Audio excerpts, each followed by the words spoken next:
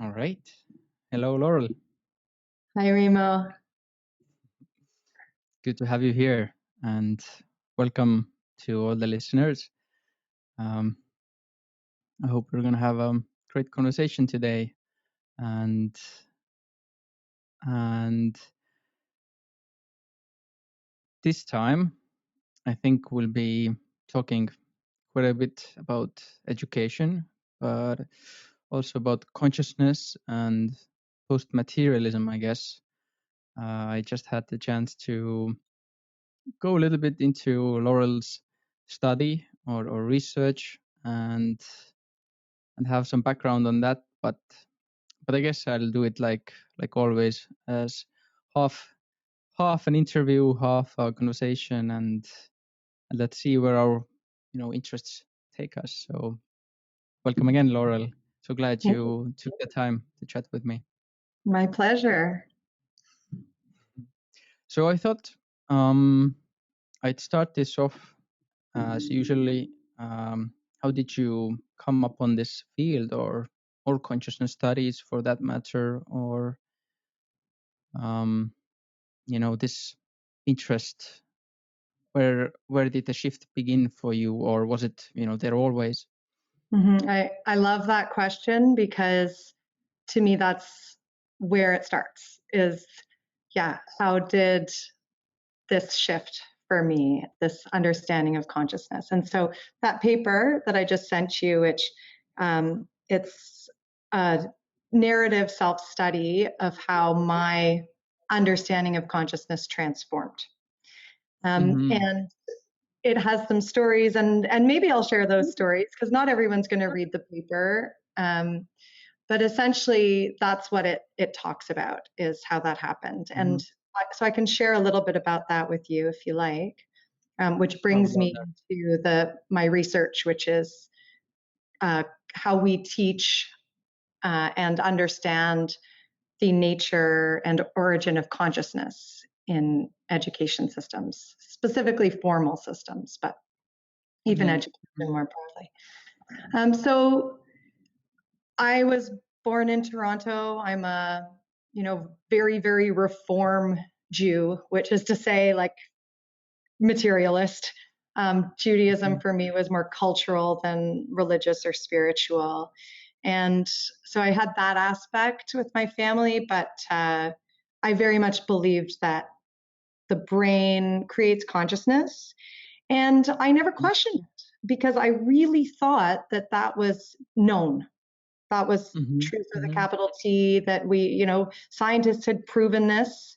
There's Mm-hmm. nothing other than the material world. And, this is all just a big accident. And, we make the best of it and whatever. And I was even, spiritual in those terms. Like, I went to India and learned meditation and did yoga, but I had a very materialist understanding of spirituality, that it was about love and respect and compassion.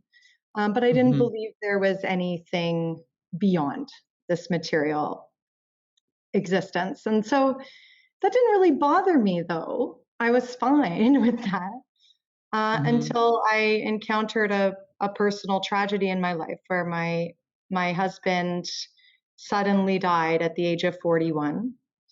And we had 3 young children, and I just found myself, I mean, obviously that's a shock. And the grief was completely, you can't even explain it. But what really made it worse was Mm-hmm. that he was really gone. Like, it was this sense that he was completely wiped out, didn't exist anymore. And that idea, that comes from that understanding that consciousness is a product of the brain. So when the brain dies, the body dies, that consciousness, poof, it's just gone. So he was just completely gone. It tortured me. So I allowed myself for the first time to entertain the possibility, like, well, there are lots of people in this world who believe otherwise, right? I'm not one of them, and I know they're wrong, but I feel so miserable when I think about this, maybe I'll look into it, right? So I started reading some books, written by mediums, so people who say they can get messages, communicate with deceased persons. I read some Buddhist texts, Tibetan book of living and dying, and I found myself interested. Like, some of the stories were very compelling, but I couldn't believe any of it. And so I would slide back into that groove of despair. But then I decided to go have, experiment myself. So this is where it leads into these experiences that ultimately led to this change. So the first one, I'll just summarize them a little bit, because I think they're really important, and it plays into my understanding of education about this stuff. Because without the personal experience, I don't think transformative education is possible. That's from my experience. So the first one involved a visit with a medium, and this was a trance medium, and the whole thing was so out there. Like, I didn't believe in any of it. I thought, this is nuts. What am I doing? This guy, he goes into a trance and then wakes up as a different guy with a Scottish accent, and the whole thing just seemed completely ridiculous, even when I was in it. But in our session, one thing in particular happened that was very uncanny. We were talking about, my husband's name was Aaron, and we were talking about the night that he died and the situation and everything. And he was away, he was on a trip, he was in Vancouver. And the medium said, and he knew, I told the medium he was in Vancouver, but the medium then said, he's saying he should have called Barry. Do you know anyone named Barry? Did he know anyone named Barry in Vancouver? And it didn't ring any bell, I don't know any Barrys. So I said no. And he said, okay, well, he's saying he should have called Barry. And then I forgot all about that. And I went home. And then that night, as I was trying to fall asleep, I suddenly remembered that Aaron did have a friend in Vancouver named Barry. He was a work colleague who I had met before. And that was, to me, that's not something that you can look up and find or pre-research or make up. It's not, the name Barry isn't that common. So to me, that was he didn't pick that out of my brain, because I wasn't even remembering that he had a friend named Barry. So that to me was kind of the first experience I had where I thought, there maybe is something, right? Because how could that happen? How could he get that piece of information that then lands? It must have come from somewhere, and maybe from Aaron. So that was very hopeful, very exciting. It lifted my spirits. But then in my experience, one little thing like that isn't enough to counter. At the time I was 37 years old. So 37 years of believing that this is impossible. One thing that kind of breaks that isn't enough. I sort of fell back into the groove. And then I had some other experiences. I maybe won't tell the story of the synchronicity, because it's kind of a long story, and synchronicities are amazing to the person who experiences them, but to other people, it's never as powerful. They're always like, oh, how strange. And just briefly, it was that, in a moment where I was one night I was at this therapist talking about how I just needed some proof that Aaron was still out there. And I felt like if I just had that proof that I could, be happy and move on with my life. And this was like 6 or 8 months after Aaron had died. And that night, when I got home, I was, the kids were at the therapist as well doing child therapy. And I was, our little girl had fallen asleep in the car. She was about 4 years old. And so I was carrying her in, feeling very, very sad, missing Aaron because he would always carry her into the house. And I heard a coin drop. And it was on snow too. I don't even know how I heard it fall. And it was dark. And a thought entered my mind when I heard that coin fall. The thought was, what if that coin is from Aaron's birth year? Wouldn't that be proof? Okay, now I don't think about coins and years. Okay, this was out of nowhere to me. And so I went to the trouble in the cold darkness of looking down for this coin, and I saw a penny immediately in the snow. And I picked it up and held it up to the street lamp, and I couldn't believe it. It was from his birth year, 1976. And I haven't seen a coin from 1976 since, and this was years ago now. So the combination of, the situation, me putting out there, asking for proof, that thought it would be proof, and then the actual coin with 1976, this was in 2019 that I found this coin, was totally amazing to me. And I actually have the penny on my wrist. That's beautiful. So I wear it always. Even that, though, wasn't enough to totally transform, because you go back into your groove, right? The groove of despair, the groove of the old beliefs.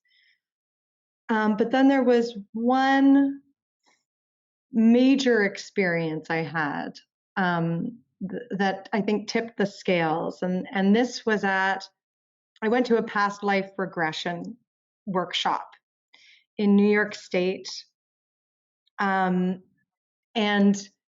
there was this exercise that we did in this weekend workshop. And it doesn't exactly have to do with past life regression. That was just the topic. This was an exercise in psychometry, and it involved partnering with a stranger and exchanging an object. And while holding that object, going into a trance, which is really just a relaxation exercise. And then allowing whatever thoughts, images, impressions to come to mind that do. And then after about 10 minutes or so, you come out of it and you share with the partner what came to mind. And I'm not a psychic. I haven't had any psychic experiences. I don't identify that way. But what happened was we did this exercise, and some clear, visions came to my mind. And this woman, I only knew a few things about her. I knew her name. Her name was Becco, and she was Chinese, and she lived in Seattle and had flown to New York State for this workshop. And that's really all I knew about Becco, and that she wasn't very good at past life regression because she would always fall asleep during the hypnosis. So that's it. That's the amount that I knew about Becco. Anyway, as I was, under this relaxation, the first thing that came to mind was her diving into an Olympic-sized swimming pool with a bathing cap. Okay, diving into a big pool. And then that scene faded and changed into her boarding a massive ship, this huge ship. She was walking up the gangplank onto this ship. Then that changed to an elderly, very, very old Chinese man in a wheelchair. And the scene kind of filled out around him. It was sort of like a condominium, like a small condo with a balcony overlooking the ocean outside, like a little counter, and there were a few family members around, and there was this little Chinese girl in a party dress, a red party dress, holding a red balloon. And so it came to my mind that it was a birthday party for this elderly man. And then I saw Becco sitting beside him, holding his hand. And I felt this really strong sense of gratitude flowing from him to her in this imagined scene. Okay. Really overwhelming. That was the most powerful part of the whole thing, was that gratitude that he felt towards her. And then the scene changed again. I saw her, Becco, just sitting on a balcony out overlooking the ocean, holding a mug. Right. And then we were brought out of this thing, and I thought, those are pretty vivid scenes, like strange. Okay. I wonder, if any of this makes any sense. So it came time for me to share this with Becco. And I told her, I saw you diving into a swimming pool. Do you swim? And she said, oh, sometimes. So I thought, that doesn't sound like anything real. And then I said, and then I saw you boarding a ship. And she said, a cruise ship? And I said, yes, actually, it was a cruise ship. It was a huge ship. So yeah, it was a big passenger ship, a cruise ship. Yeah. And she went, go on. So I said, okay. And I told her, the whole scene. She starts to cry. She has tears streaming down her face. She's convulsing in sobs. I don't know what to do, right? Then when she calms down, she tells me, you're not going to believe this, but a month ago, I had booked a cruise for my family to celebrate my father's 89th birthday. And a few weeks before the cruise was set to depart, my father, who was in perfect health, had a massive stroke. And I flew home to China, and I sat by his bedside, and the doctors said he would never recover from this stroke. He couldn't move, he couldn't talk. And I asked him, sitting by his bedside, I held his hand and I said, do you want to live? And he communicated to her somehow, not sure how, that he did. And so she contacted a Reiki master to do healing with her father. And this Reiki master visited her father one time and then continued distance healing. And her father, against everything the doctors had said, recovered to the point where he is now in a wheelchair and he can speak and move one arm. And she said it was her greatest dream that they could still go on this cruise, all right, to celebrate his next birthday, which would be his 90th birthday. And she interpreted my vision with the birthday balloon as this becoming a reality, this happening. And I don't know anything about that. I actually should have kept her contact information to find out, but to me, it wasn't about whether I had an accurate psychic vision that predicted the future or anything. The thing to me was, out of anything that could come into my mind about this complete stranger whose life I have no knowledge of, how could I invent, just from my own brain, this elderly man in the wheelchair and the birthday balloon and the cruise ship? Like, it was totally impossible that this would be just a coincidence. And the reason I think this was so transformative for me is because I know there was no fraud. There was no research.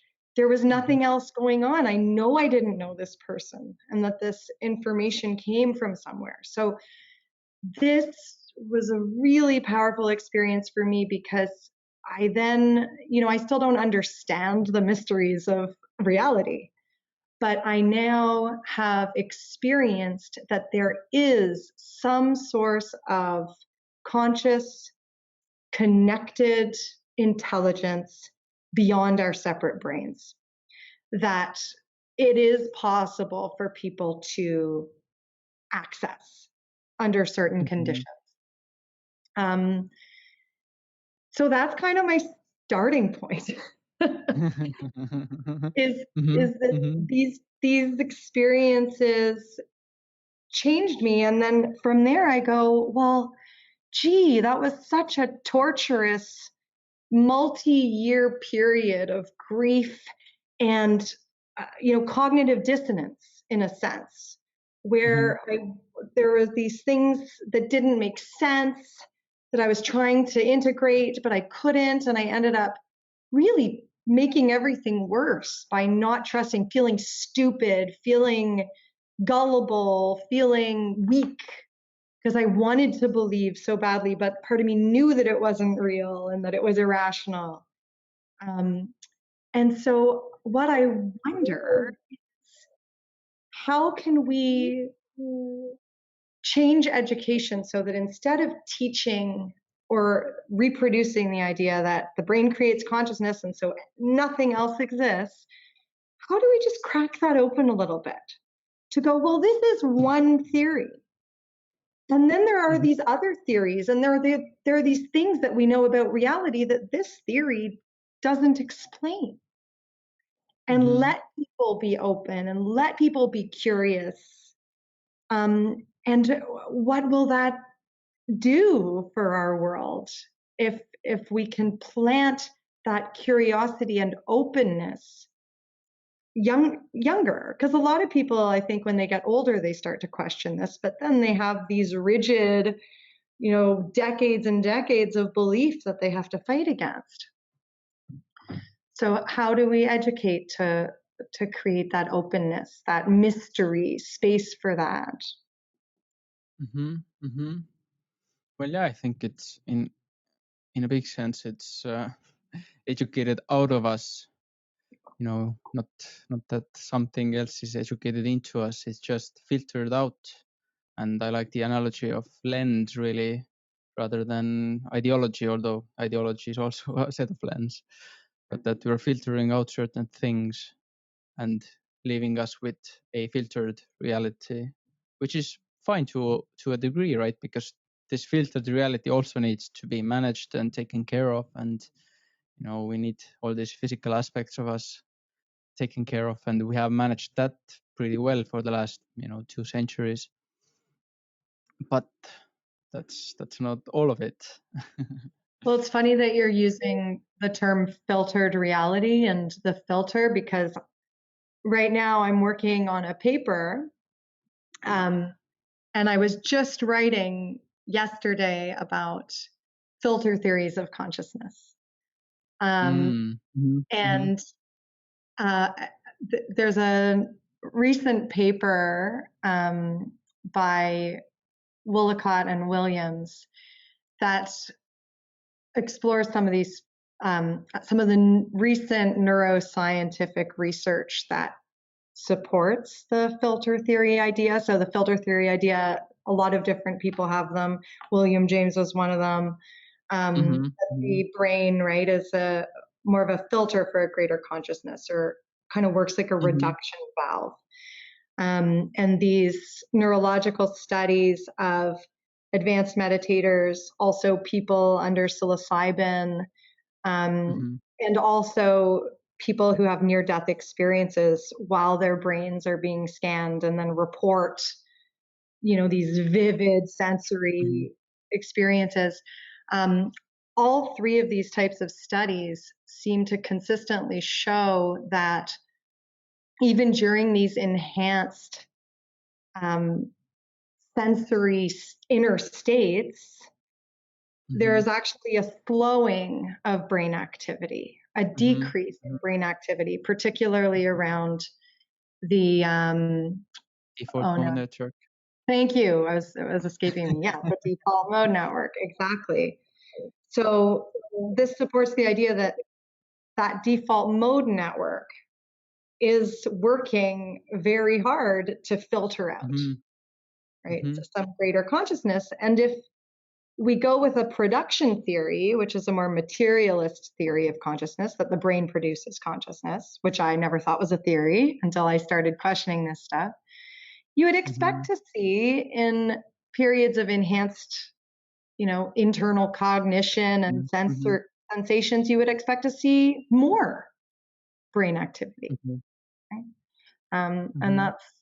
that's not the whole story. So it's Yeah, just that's something that my experience talks to as well. And you know, just when you were sharing about this coin experience, synchronicity, um, I've also noticed in life that these, you know, miracles happen, or some kind of, you know, fulfillment, or you know, these answers to us come in moments where we are either like really desperate or really sincere. And I think this, you know, either desperation then, which is kind of like a critical state, or you know, overflowing of let's say an emotion or something, or like the opposite, when we are really sincere, then we have dropped away everything. And I think what, you know, what is shared in this experience is that we are dropping away our egos, or our these default mode networks. And I have kind of a technical view on it as well. If you want, I can share later. But the common, let's say, denominator of these experiences is that we have laid our, you know, stories, ourselves in a narrow sense down. We have given up on these, and then usually these answers come, like you said in your uh, actually, I'm not sure you said it. Maybe I read it, but that um,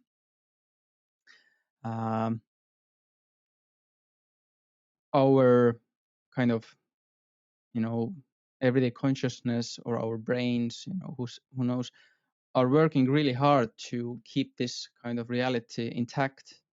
And when that work stops, then, you know, these magical things begin to happen, whether it's synchronicities or visions, or even like, you know, manifestations, or other kinds of, you know, like real psychic phenomena, not just, you know, getting information, but actually uh, affecting you know, physical world.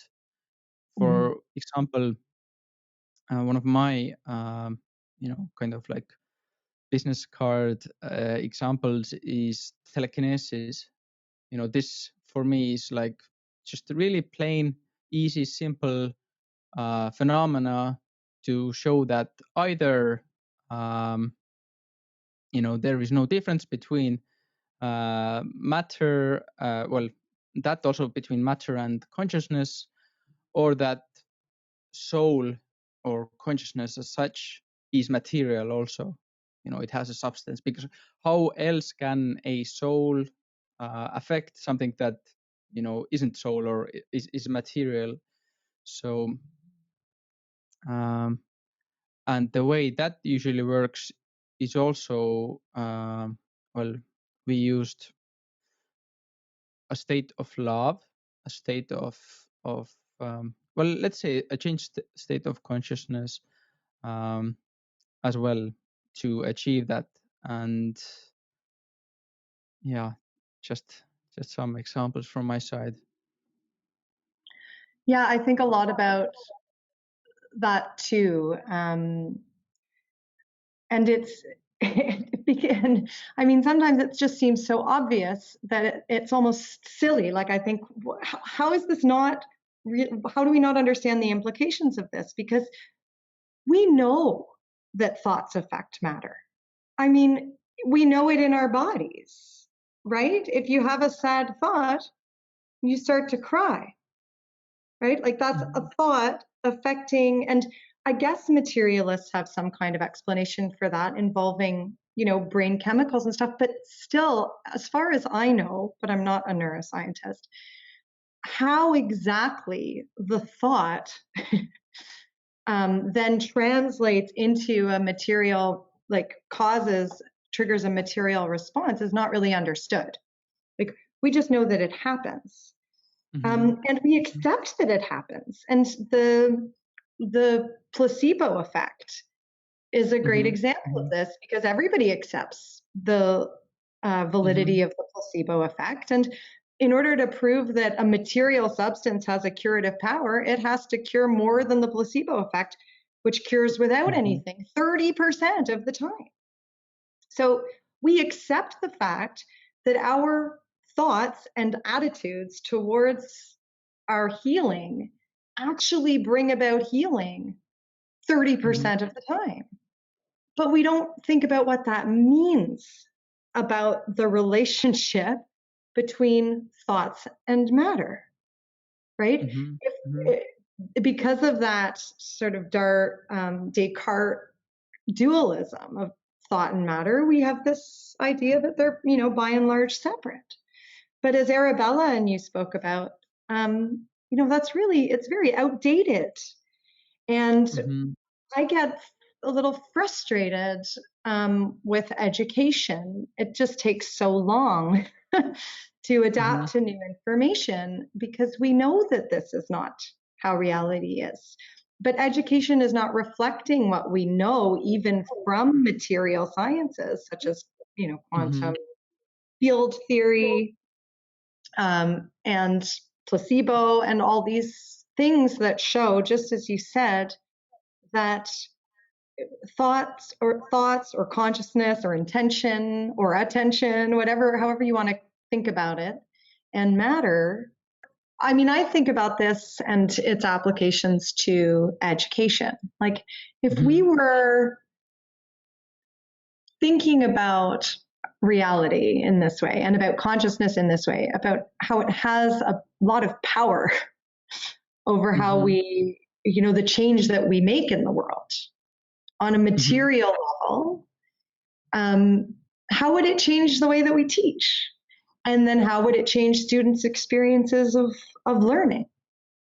Right? Like the thoughts that I bring into a class, the very presence of the person in the class has a subtle effect, and maybe even not so subtle, on the bodies and minds and consciousness of the people there. Like, and if we knew that, whether we say it out loud or not, if we knew that what we expect or what we intend or what we pay attention to has a real effect, like a material outcome, then can we pay more attention to that to affect the changes that we want?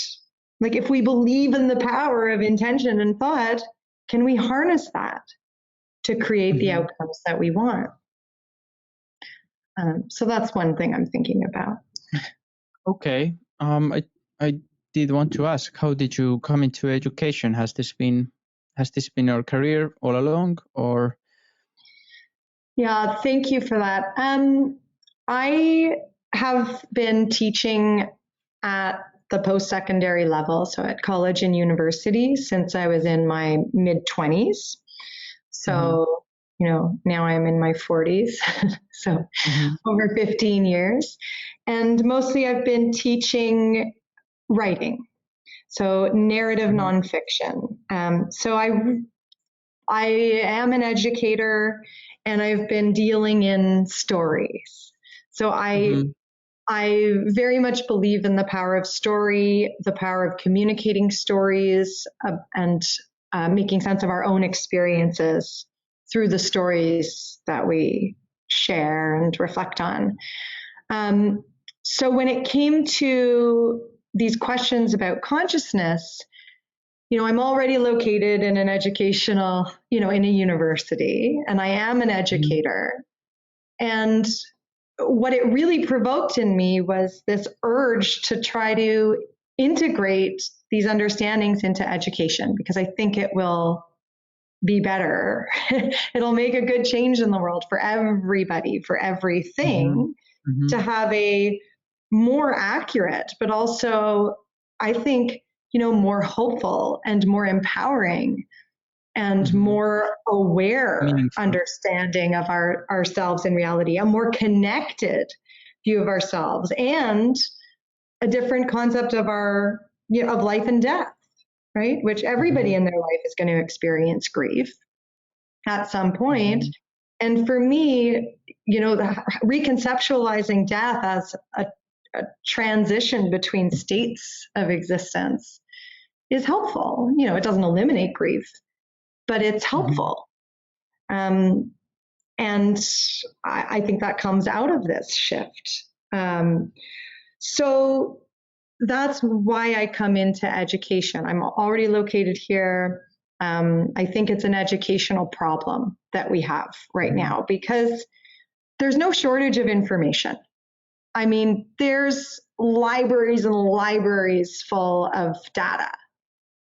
People just aren't aware of it, and they're not learning it in times where their, concepts are most unformed and malleable, where they're still developing understanding about the world, because it's not in curriculum for the most part, and it's not in pedagogy, and it's not in teacher education.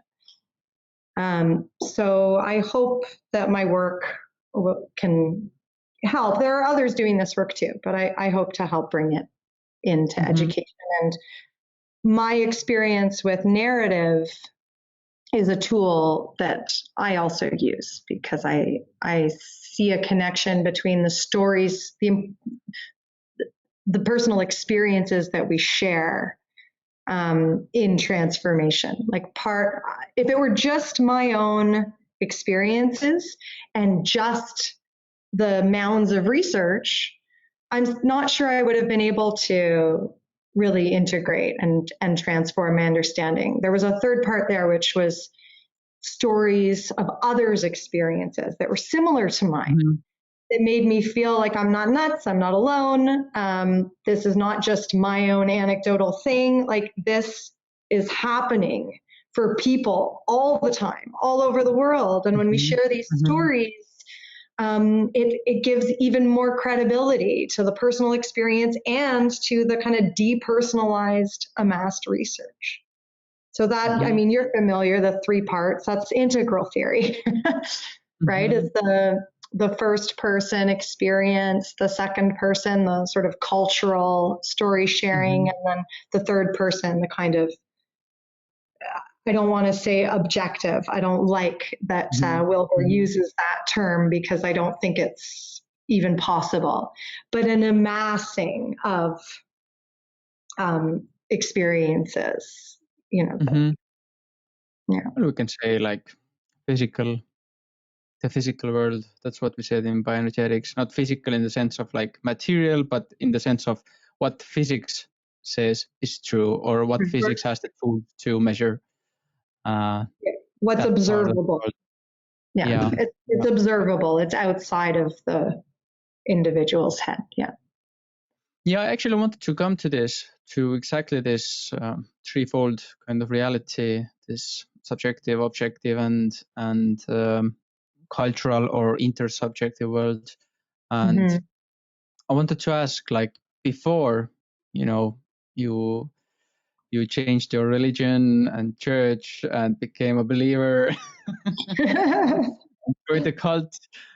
Before that, what was your take on stories? Because I don't want to get too political, but it seems kind of that the world has come out of this Christian, let's say, or Judeo-Islamo-Christian worldview where there is only one reality, into this post-modern world where there is no one reality. There is, everyone has their own reality.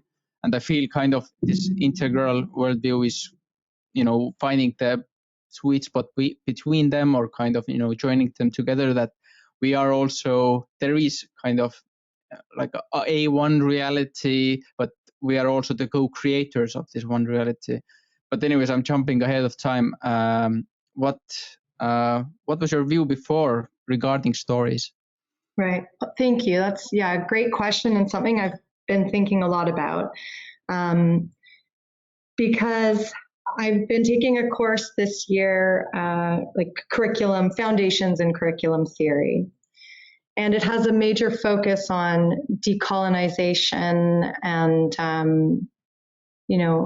critical ontoepistemology, which are fancy words for, Asking questions. critical of our understandings of reality and our assumptions about ways of knowing. And I've been reading a lot of work by Indigenous scholars. And this is where I've noticed how the transformation in my understanding of consciousness changes how I take in stories, right? Or other cosmologies or ontologies that weren't my cultural one, which was materialism. I think previously, when I was an unreflective materialist, I respected and I really loved stories, but to me, they were just stories, not true. So mythology is like, symbolic understandings of material reality, or the meanings people have assigned to things. And I'm ashamed to admit that I was unaware of this kind of sense of what some of the literature calls like epistemic superiority, right? Like I knew the truth, and all these other people who believe in religion and spirituality and whatever, like that's really nice for them, but it's not true. But everybody's allowed to believe whatever they want, right? And there's a cultural beauty to this diversity, and there's certainly wisdom in it, but it wasn't a true translation of how reality is. It couldn't be that, right? Because it didn't fit with what I knew was true. And so concepts, I'll just finish that concepts that would come up in Indigenous scholars writing about Indigenous knowledges and epistemologies about things like water having memory, land as teacher, right? Ancestors as guides.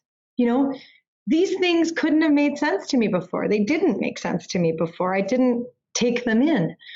Now that I am critical of the materialist worldview, and I have had personal experiences with communications from the deceased and communication or information from something beyond when I was in a state of trance, like now it occurred to me like, gee, I better start reading and listening to people who have known about this all along, because they're the ones who hold more of the truth, and I've been miseducated.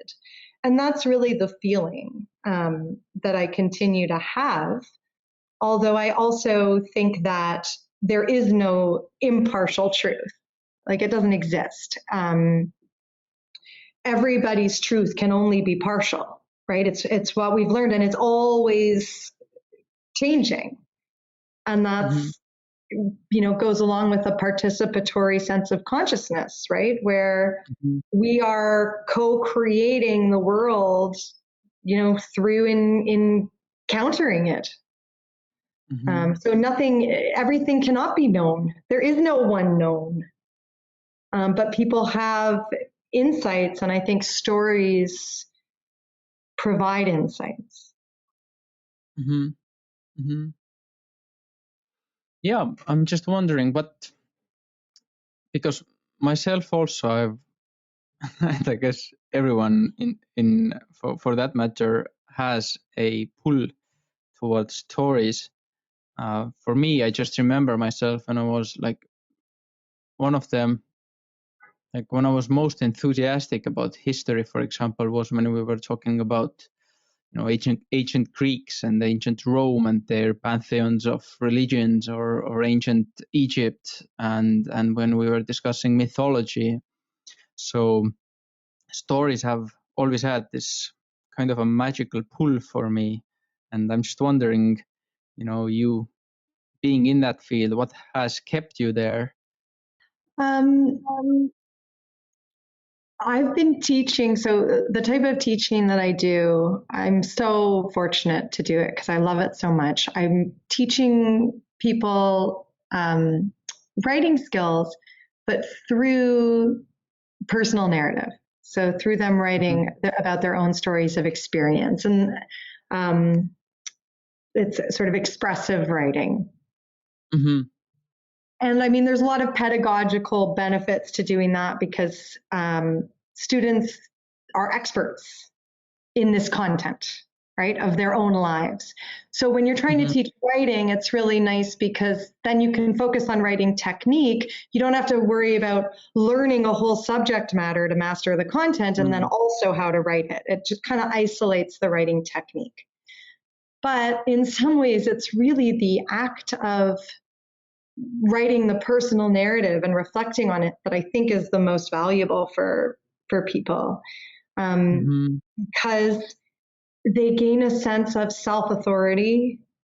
They gain a sense of trust in their own experience and an understanding of how it is meaningful, and an understanding of how when we communicate about these experiences, we're reaching across that apparent divide between people, right? When we share stories, we are bridging our differences. And I'm fortunate to teach at University of Toronto, Mississauga, which is an extremely diverse student body, people from all over the world. And so all different cultures and all different family experiences. So I get to read stories, of such diversity. Yet what's absolutely magical is that students, as they hear each other's stories, they always say it's so relatable. Like I totally, I've been there. I understand how that feels. I've gone through something like that myself. Even though they're writing about totally different cultures, totally different situations. So I really think that stories are a tool for enhancing this understanding of how deeply we are connected. That's beautiful. Yeah. I have been hosting kind of in an indigenous way or technique men's circles for a few years. And why we do that and the effect of it or the magic of it is, sharing our story, sharing our experience. And there's a huge difference overall too, whether we share our opinions, or our story, our experiences. And this for me is this like embodied knowledge, and there's power in it. Well, me myself too, I've kept a diary for probably 15 years now, and for me they are spells. They are also like distillations of my experience and interpretation of my experience, but also spells to kind of to remember something, or to keep me going, or to invite me into some kind of process or some kind of future that I wish to be in. So that's really cool that you get to do this.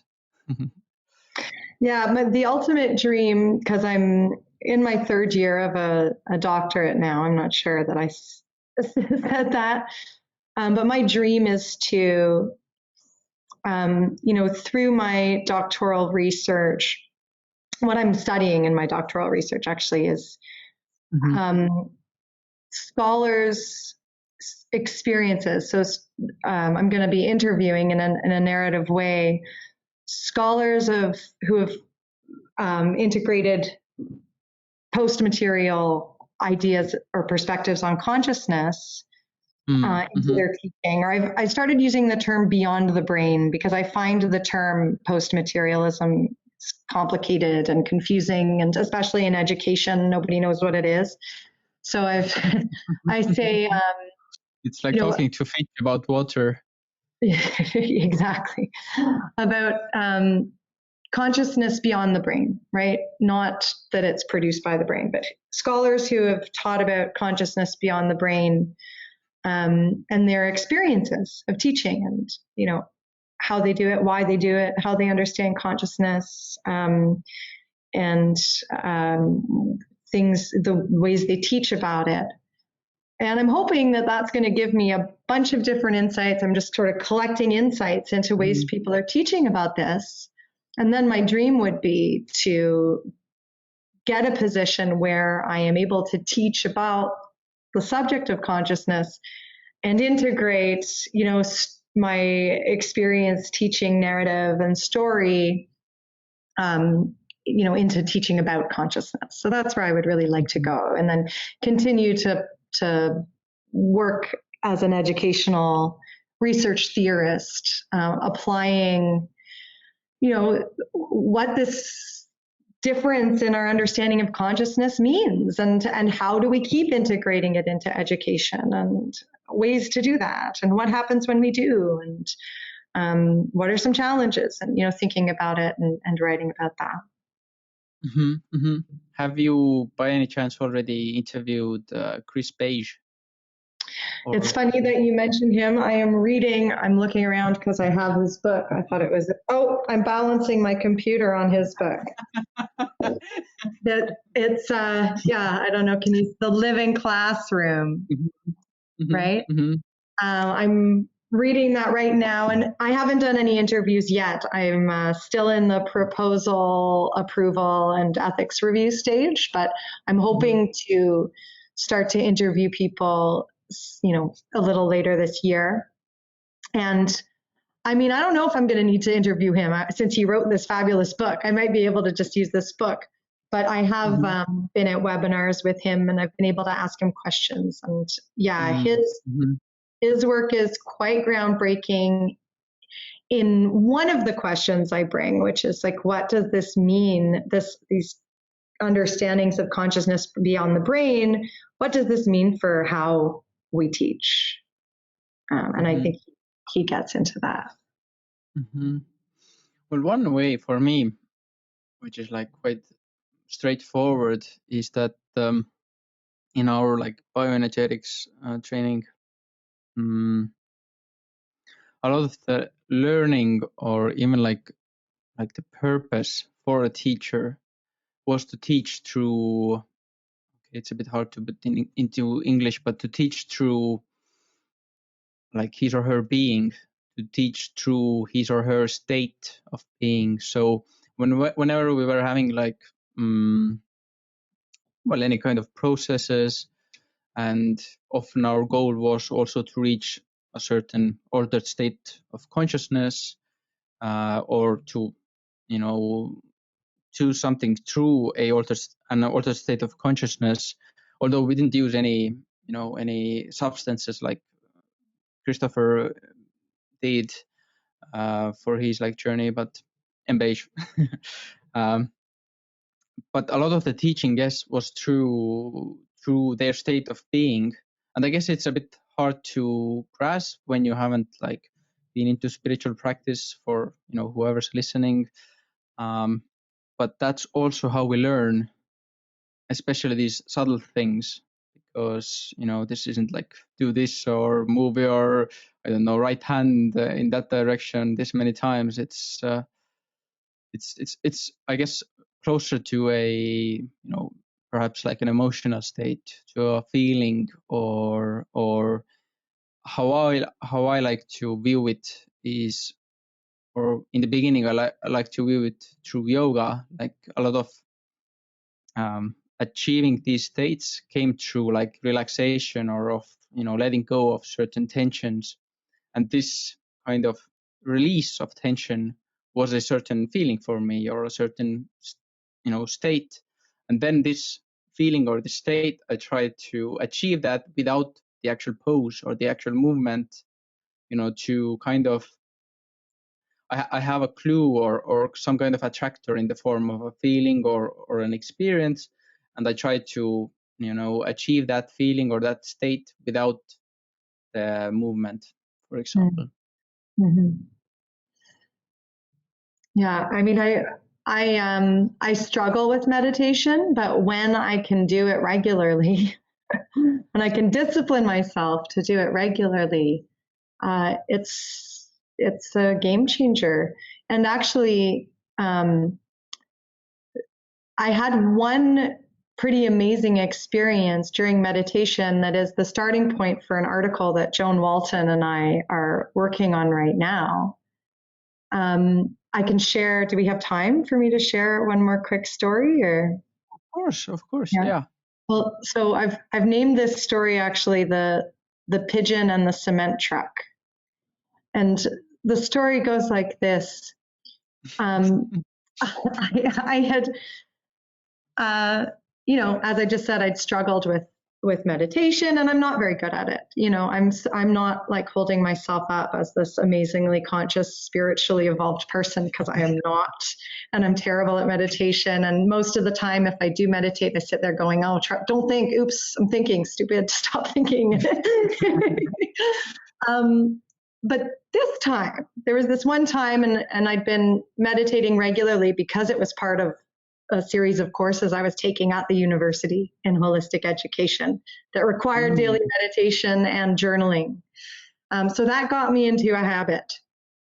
And, after, maybe between half a year and a year of this habit, one day I meditated, and it was this amazing experience where instead of me fighting with my thoughts for like half an hour, I sort of went pop. And it was this experience that felt like my mind just kind of lifted and popped into a different place. And I was kind of like above my thoughts, looking down, going, "Oh my God, I'm not my thoughts. I'm not my body. I'm not like, there is existence beyond the body because I'm aware and I'm not my body." And I had this moment, and then it all clicked. I was like, this is what everybody's talking about. This is what all the mystics are saying. This is like, I understood suddenly why people join monasteries and meditate all day. I was like, this is amazing. I feel so blissful. And there was this like bright white light shining down on me. And it was so like, I had this huge smile. I could feel this smile beaming, and the time just went by. It was like no time passed. And it was like this absolutely gorgeous experience. I felt this healing light pouring all over my body. And I was totally amazed by it. And then I was listening to like a guided meditation, and that ended. And so I stopped meditating kind of reluctantly. And so I was like, wow, well, that was great. And then I started going about my day. And the next thing I had to do was go pick up my kids from school. And I had a baby that I had a nanny for part of the day. And so I took over with the baby, and I put the baby in the stroller, and I was walking to the school to pick up my kids. And I had this feeling like this light shooting out of my heart feeling, not literally, like I couldn't see a light, but I felt it. Mm-hmm. And as I passed people, I felt this, "I love you." Every person I passed, there was this feeling of love that like was shooting out of me for each person. And I saw these pigeons. They're always there at the end of my street. People feed them. And, normally I don't think about them, or I'm like mildly disgusted by them because they're urban pigeons. This moment though, they were absolutely stunning. They had this gorgeous, rainbow like flickering on their necks. And one of them flew a short distance, and I went, "Oh my God, how does it fly?" Like I was completely of this pigeon. And then, I was beaming this smile. Someone I walked by, a complete stranger, said, "You look really happy," as I walked by, and I couldn't even contain my smile. And it was winter time, and I was pushing a stroller through snow, and I got to this part of the sidewalk where people had not shoveled their walk. And normally I get irritated, right? I'm like, oh, these people no respect for accessibility. Like they have to shovel. That's their responsibility. Because it's hard work to push a stroller through snow of any depth. But this time I saw the sidewalk that wasn't shoveled and I thought, I'll just go a different way. So I turned to go a different way, and I didn't have negative feelings. I didn't get upset. I just sort of turned. And then on that street I turned onto, there happened to be a construction site where they're building a condo, which they're doing all over this city of Toronto. And there was this cement truck trying to turn in this narrow residential street that had parked cars and snow banks and snow. And this truck was blocking the entire street, both sidewalks, nothing I couldn't get by. And normally, I'm rushing to the kids' school and, normally I would go, how dare this truck, right? Like, what are they doing blocking the whole entire way? But I just, instead of that thought, the thought that came to my mind was, it must be so hard to drive that truck right now, to make this crazy turn on this narrow street with those cars there and those snowbanks and this condition. And I just stood there and waited, and I just felt all this compassion for this driver who this was his job. This is how he's making money. He has to drive this truck, and it's very challenging for him right now. And so the point of this story, the reason we sort of start our theorizing with that is like, what was that about? Like, what happened? How is it that just one day I had this meditation experience that was so different from anything I'd ever encountered that had an effect on my whole day after and how I interacted with my environment? Like, how do you explain that? Yeah, how do you explain that? Well, you'll have to read the paper that we have yet to write and publish, but it'll come. I'm looking forward to it. It's where the filter theory comes in, right, that we were talking about before. Yeah, it sounds like your heart was open. And yeah, I guess, we all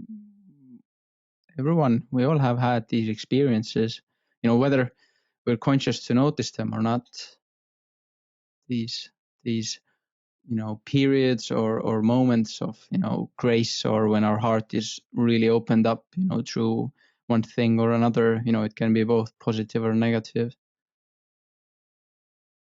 One place, just a quick remark, when in my life I have experienced this more often is through traveling, because I think, well, not like traveling like with a fully booked plan, I'm doing this, then I'm doing that, then that's a different thing, but more like taking your backpack and just going. and when I've traveled like that, then I've had my heart most open, because then I've realized that I can't do this rationally. My mind doesn't help here.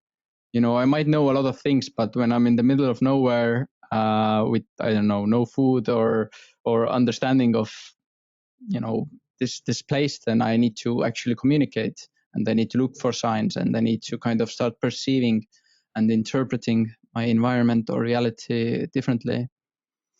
And then also all kinds of synchronicities and miracles start to happen, which goes to show again that there are these lenses or these states of being that we can live from. And I guess your research right now is to look how these states of being affect the education or learning of people, right? And yes, that's beautifully put. And how can education, serve these states of being and facilitate them and honor them and make us open to them, because I think they're overwhelmingly positive. It's about shifting our relationships with the entire world from being exploitative to being, reciprocal and respectful and recognizing the consciousness in everything, which, Indigenous worldviews and Eastern, they have that, right? They have that central. And not everybody's, I'm not saying everybody's perfect all the time, but just as the kind of default relationship, between self and others. The one in the Western culture is, an exploitative one. Capitalism is intentionally, inherently exploitative of land and people, and that's the dominant system. And we need to shift. Have you? I know we're on time, and I'm trying to tie it down here too. Just wanted to ask: have you had any, success? Do you have any experiences, or a short story to share? Have you applied this in your classroom, or have you tried any kind of techniques or approaches in your teaching? I have more of a failure story. I decided to read my that story of the past life regression retreat that I shared earlier on, about my sort of psychic experience. I read that to a class full of writing students. I think it connected with a couple of people, but I think overall it was just kind of out of place. It didn't, people didn't know what to make of it. And I'm not quite sure how it really landed, but it didn't feel right. It didn't feel good. So, I mean, I'm going into this research really not knowing the answers that I'm looking for. I mean, it's a very genuine exploration in the sense that I really don't know how we do this. I don't know how we do consciousness education. I don't know how we can shift the ontology and the understandings of consciousness that underpin mainstream education. I have no idea. And so that's why I'm looking to see how others are trying to do it and their thoughts on it, so I can formulate some of my own. I have some, ideas like integral. There's something to that. I think Indigenous pedagogies, there's a lot to that. But how to bring it all together, in what ways, it's really an open question that I just can't wait to continue to explore. Thank you, Laurel, for sharing your stories and your point of view. And I'm really looking forward to your research and where this will lead you. And I'm, glad to be working on a project with you, and glad to have had the chance to meet you more in person. Yeah, me too. Likewise. And we'll have many more conversations, I have no doubt. Yeah, this is wonderful. So. Thank you so much, Remo. Do you have any links you'd like to share, or anything you'd like to, put out there before we finish? Well, we could plug our Students of Spiritual Science Symposium that's coming up. We're hoping to get a lot of different people's contributions and perspectives on these big questions and what questions are burning for you. So, we'd love to have people submit, so we could share that link. And I'm not very good at social media, but I do have a LinkedIn, and I work with the AAPS, the Academy for the Advancement of Post-Material Sciences. I'm in their student group as well, and I moderate their Facebook page. So if people want to join that, they're welcome to. All right, I'll put that link down by the episode, so they can contact you if they want to. Maybe Wonderful. They want to, take part in the research. Wonderful. Okay, well, thank you for tapping in. Anyone who came, who listens to this episode, and see you around, Laurel. Bye. Thank you so much. Bye-bye.